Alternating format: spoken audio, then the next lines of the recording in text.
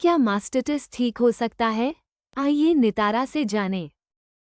किसान मित्रों, मैं हूँ गोहिल संगीता। हम लोग आए हैं यहाँ गिर सोमनाथ के लोढवा गांव में। तो यहाँ पे हम आए हैं मीनाबेन के फार्म पे। तो यहाँ पे मीनाबेन की गाय को मर्सराइज का प्रॉब्लम था। तो यहाँ पे आके हमारी टीम ने सीएमटी किया और सीएमटी के बाद उसके ने हमारी टीम ने देसी इलाज दिया है। तो और अब उसकी गाय पहले से सीएमटी ठीक हो गई है और पहले से अभी दूध भी ज़्यादा है। तो हम जानते हैं मीनाबेन से कि उसकी गाय को किस तरह से सीएमटी ठीक हुई है।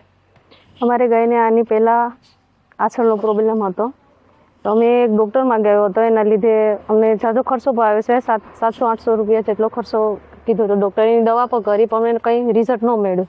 પછી આ તમારી ટીમ આવીને ચેક કર્યું ને એની ઇલાજ કર્યો. તમે જે કંઈ પણ દેશી ઉપચાર દીધો એનાથી અમારી ગાયને 100% રિઝલ્ટ અમને મળ્યો. દૂધમાં વધારો મળ્યો ને અમારી ગાય કમ્પ્લીટ અત્યારે સારું પણ ખાય છે.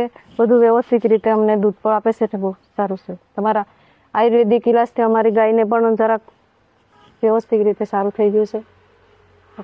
तो मित्रों, हमने देखा है कि वो मीनाबेन की गाय को जब ज़्यादातर प्रॉब्लम था तो डॉक्टर ने बोलवाया तो भी ठीक नहीं हुआ उसका मर्सराइज का प्रॉब्लम। और हमारी नितारा टीम आके यहाँ पे देसी इलाज दिया तो और उसकी गाय को अभी ठीक हो गया है और पहले से भी वो ज़्यादा अभी दूध दे रही है। तो किसान मित्रों, हम सभी को अपनी गाय का वो सीएमटी का टेस्ट करवा के उसको अच्छी तरह से इलाज करवाना चाहिए। धन्यवाद। देखने के लिए धन्यवाद। ऐसे ही और गौ पालन टिप्स के लिए सब्सक्राइब करें।